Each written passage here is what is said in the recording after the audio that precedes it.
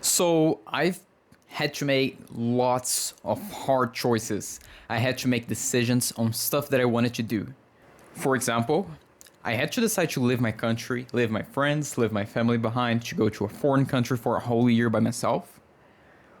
I had to make decisions in, well, spending more than $3,000 in learning how to manage a business.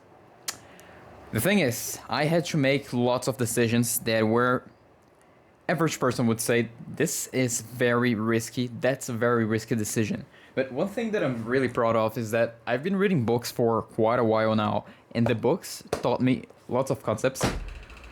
And one of the concepts that I want to share to you is how to make choices. How to make choices that are going to make you money, how to make choices that are going to change your life, but not only thinking about the choice, actually taking action and not being afraid of taking the action, because you know that you can do that. This is a concept for a book called The Millionaire Lane. You can read it if you want. Very good book if you want to get started. Very good book for your mindset. So, simpler way of explaining this. Let's say that you want to go for a coaching program, but the thing is, you don't actually have much money, which is my specific situation when I started. You don't have the money. What are you supposed to do? You cannot pay for it. If you pay for it, you're going to be broke. Well, more broke than you are. So how do you make a decision that is that hard? Put both perspectives over here, like this. Just I have in my hand, I have option one, go to the coaching program, pay like $2,000, not go into the coaching program and learn by myself on the internet. The simple framework is analyze both of your options and think, what is the worst possible outcome? Let's first think of the option of I'm going to work by myself and I'm going to try to develop my business. What are the risks? Now we're going to brainstorm the risks. Well, I could fail, or it's going to take much longer than I want to achieve financial freedom in 2 years from now. You look at that and say, well, it might take a while. Studying by myself, I'm not having actual experience. I'm just consuming I'm consuming distilled content from people. So I'm not getting real experiences, I'm getting distilled experiences, which is not as much effective, is not as much valuable. So it's going to take more time. Well, it's going to be harder because I have no help at all. And I might even waste money just getting wrong decisions. So let's look at the other hand. I can start the coaching. I can lose my money. Maybe the coaching is not going to help me. What else? The coach might not understand my problems. Maybe I can get a refund because of that. Well, then when you start thinking of the worst possible outcomes, you're forcing your brain into living the situation of, when it is just automatically making stuff up. It's just our subconscious survival system just operating over you and say, don't go for it because you're going to lose money. But your brain doesn't actually have a reason for saying that you're going to lose the money. There's no logical explanation. So when you go into this analysis of what is the worst possible outcome ever, you realize that there's no worst outcome. The worst outcome is just okay, like it's a mid outcome. For example, a coaching program, you can just ask for a refund. You just get your money back. So why is it so hard to take the action, to do the thing? Look at your decisions. It's very important for when you're listing the worst outcomes that can have, give it a rating score, a percentage rating score for, let's say, 0 to 100%.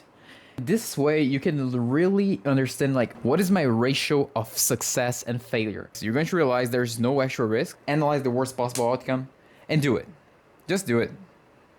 So, what is the second model that I wanted to show you? This one is for decisions that are a little bigger, like really hard decisions that are really going to change your life.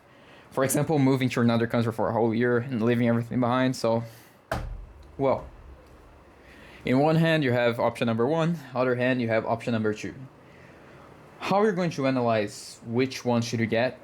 Not only the worst possible outcomes you're going to list here, but you're also going to list all the benefits of getting that choice. You're going to say, for example, moving to Australia, what are the benefits? Well, it's going to be much more safe than the place that I'm living. I'm going to meet people that are going to be much more interesting than the people that I've been meeting so far. I am going to be pressured by myself. The feeling of survival is going to pressure me into becoming a better person. I'll have to dedicate myself into my goals. Otherwise, well, I'll be in a survival state though. So there's not otherwise. That's the only option I can take. Overall, I'll have a good story to tell in the future. So people will believe me. And I have an origin story. So, in the other hand, let's stay home. Staying at home, I'll have the comfort of being with my family.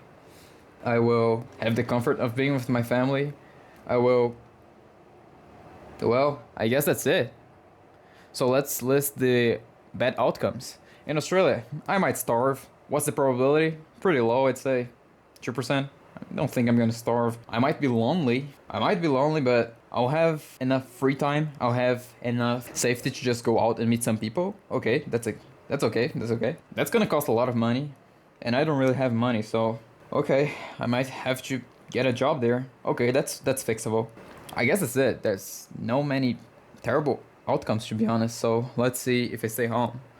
Well, if I stay home, progress might be slowed down because due to the comfort of being at home, I don't feel much motivated. I don't really have a goal to strive for since I'm already kind of isolated. Should we go for left or right? This is up to you to decide, but I'd say that the most logical option for me is going to Australia because terrible outcomes are not that terrible and the good outcomes are actually very interesting for my life in general. They are going to aggregate in my life in a way that is just amazing. So I'm going to take Australia.